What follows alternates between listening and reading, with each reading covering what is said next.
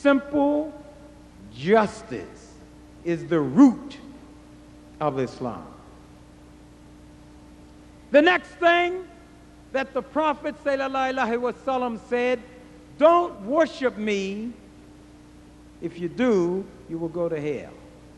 There is one God. One. No partners. He doesn't need any help. He is the creator of the universe. One God. One. You should worship God.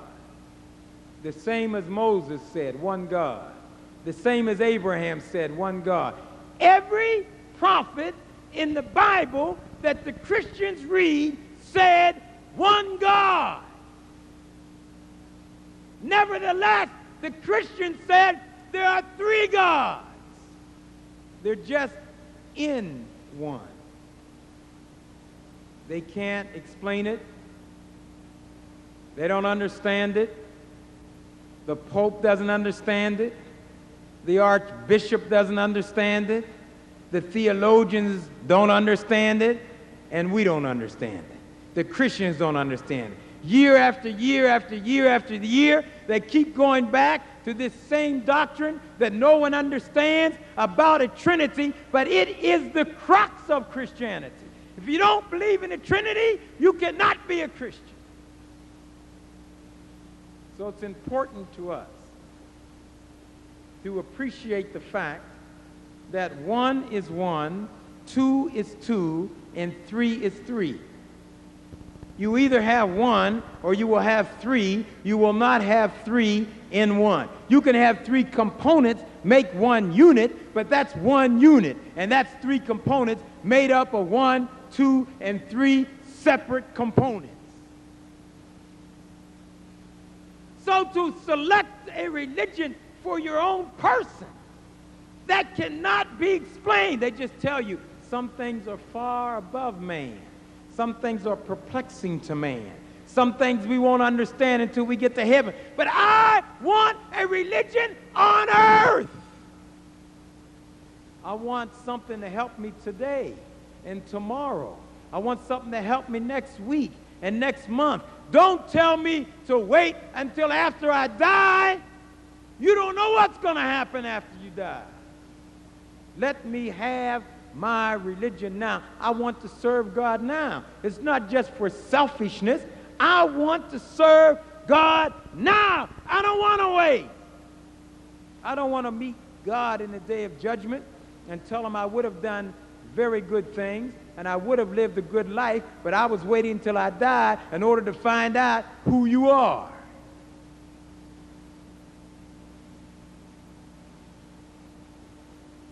The day you hear my voice, harden not your heart. And let me tell you why it's so difficult to explain. Number one, when Jesus was baptized, the Bible said that a dove came from heaven and landed on his shoulder. That's one. That's a dove. Secondly, it was a voice that was heard. This is my beloved Son in whom I'm well pleased. And then there was Jesus. They were all separate. They were not one. They were three.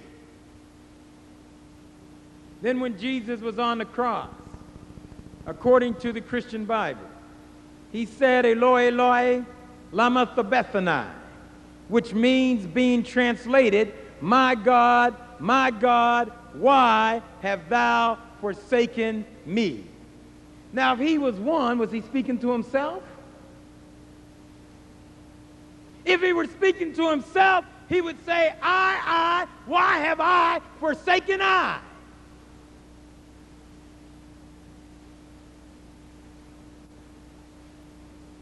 My God, why have thou forsaken me? How can you explain it? Then on another occasion, Jesus said, if you blaspheme the Father, the creator of the world, you might be forgiven. It's possible. If you blaspheme me, Jesus, he said, it's even possible to get forgiveness. But if you blaspheme the Holy Ghost, no way. All over. How could they be one? If they were one, if you blaspheme God, you blaspheme the Holy Ghost. If they were one, if you blaspheme Jesus, you blaspheme the Holy Ghost. This is the reason you should think very carefully before you decide one over the other. Islam doesn't have any multiple gods. Islam says there's one God, Allah, and that's the God you serve. It's just that simple. You don't try to worship the Prophet Muhammad, sallallahu alaihi wasallam. You don't do that. The Prophet Muhammad said, do not do that. The prophets say, do not do that. Don't try to rate one over the other. I like Abraham better than Muhammad, and I like Jesus. The prophet said, no, Allah will evaluate the quality of life of mankind. Our job is to follow Allah as outlined in the Quran. No mysticism, no confusion, a simple, plain pattern that gives you a feeling of confidence. On one occasion, one kindly lady said to Jesus, when you get to heaven, please let my sons sit on either side of you in heaven. One side or the other. Jesus looked at her and he said, woman, you don't know what you're asking. When we get to heaven, I can't decide who sits on the left or who sits on the right. The only one who can make that decision is my Father who is in heaven. If they were one, how could one make a decision and the other not make a decision? When you choose your religion, evaluate carefully all of the components so that you have a basic comfort level of the religion that you are adopting. The final criterion in our attempt to decide what religion to adopt is whether or not the religion employs your rejection in the religion. You say, well, what exactly does that mean? Employing my rejection. What I mean is, there are some Christians who believe that black people are cursed by God. I don't know whether you've heard that or not. They teach it. They preach it. They say that at one time, everyone in the world was white. And God got mad at Ham, one of the three sons of Noah, and cursed Ham. This is supposed to be in the 6th chapter of the book of Genesis. When you go home tonight, you can read it for yourself.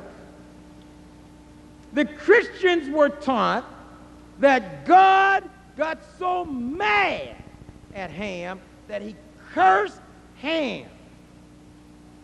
And he told Ham he would have to serve his two brothers, Shem and Japheth, for the rest of his life, forever. And this curse was interpreted to mean that after we all were white, God cursed Ham and turned him black, made Ham's hair kinky, made Ham's skin black, made Ham black. No